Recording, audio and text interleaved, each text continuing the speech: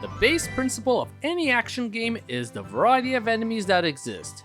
Everything ranging from simple ones you hack away at to boss fights that require all your might. The Legend of Zelda Ocarina of Time was no different, and to build to the amazing design and variety of enemies we have nowadays, the enemies had to go through numerous stages of development. Through the recent Giga Leak, data mining the released game and even old screenshots and footage, we found a good variety of cut and altered enemies. So today on Cut Content, we look at each of these enemies, what was cut and altered, and how they may have functioned. The Giga Leak that famously gave us the Luigi model for Super Mario 64 did give Ocarina of Time a fair bit, including a cut dungeon as seen in our last episode. However, there were also a lot of cut enemies too that were leaked here. We'll first begin with the beta Stalfo. These were often seen in the beta footage of Ocarina of Time in both normal and large varieties. Here we have what looks to be the normal sized one. Looking in comparison to the final Stalfo, they were a great deal more cartoony and simple in design. Unfortunately, these leaked models didn't come with any real code of their own, so thanks to Dr.Disco, the modern Stalfo AI was mapped to the old model here.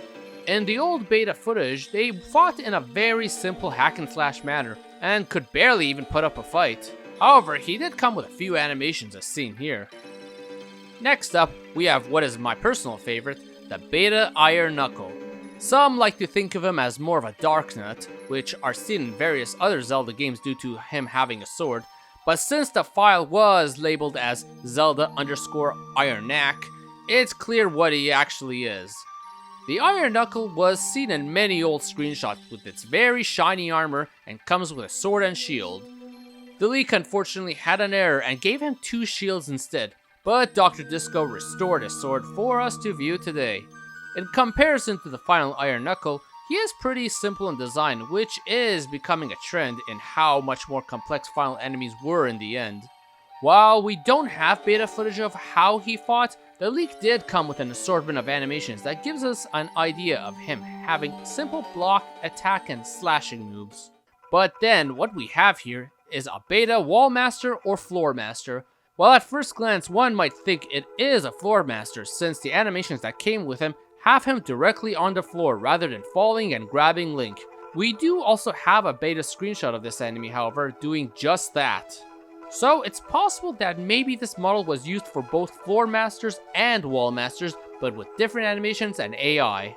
Next to the final versions, the beta Floormaster looks more zombified, rather than the brown hand that we have in the final game.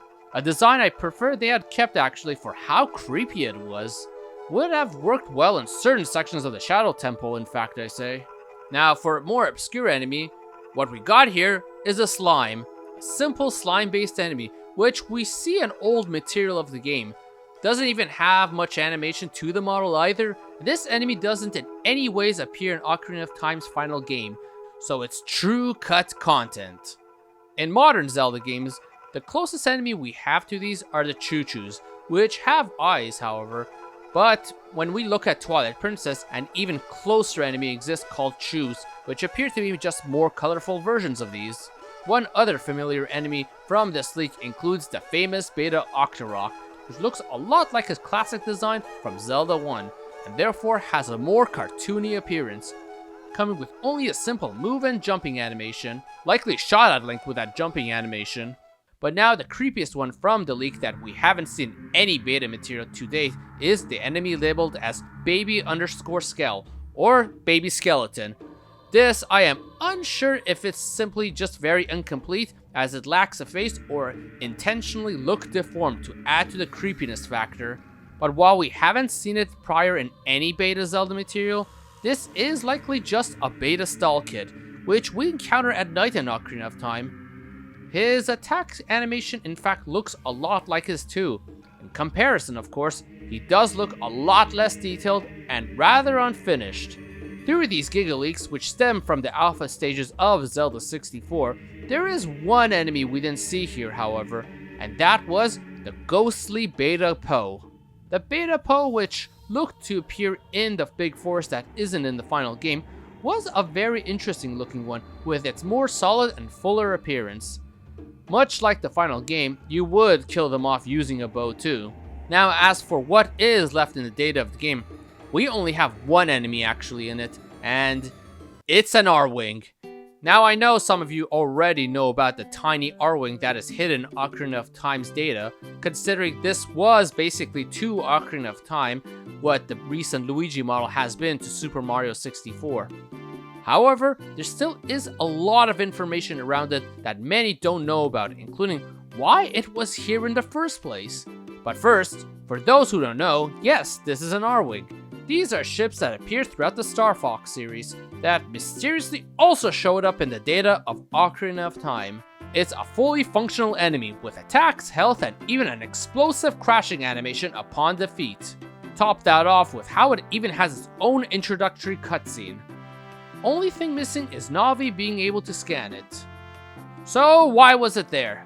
I doubt it was some invitation from Ganondorf to Andros that would bring them to Hyrule to fight him, but there is actually a full-blown confirmed answer through an Iwata asks, who said they imported an Arwing along with its movements into the game, and then swapped the Arwing model with the model of the boss Volvagia to make him move like the Arwing. In other words, the beta Arwing model is actually the beta of Volvagia. In fact, remember when I mentioned how the Arwing has his own introductory cutscene? Let's put it next to Volvagia's introductory cutscene and compare. It's literally the exact same movement. In fact, the Arwing moves and shoots in a very similar manner too, which just shows how you can create some of the most interesting of boss fights from some very simple concepts like these. And that is the magic to what Zelda 64 was in its transformation to Ocarina of Time, going through many different stages of development and evolving existing enemies into more polished designs, and even just completely changing one enemy into a completely different but familiar one. And this isn't even limited to just enemies, as so much of the game went through a similar process from dungeons, towns, characters, and even the story, which I plan to cover in these and more. So hit the subscribe button, for I'll plan to be back for more Zelda Cut content. Hit that bell icon too so you can be sure to get an alert for these. Like and comment below on which of these beta enemies were your favorite. So everyone, thank you for watching!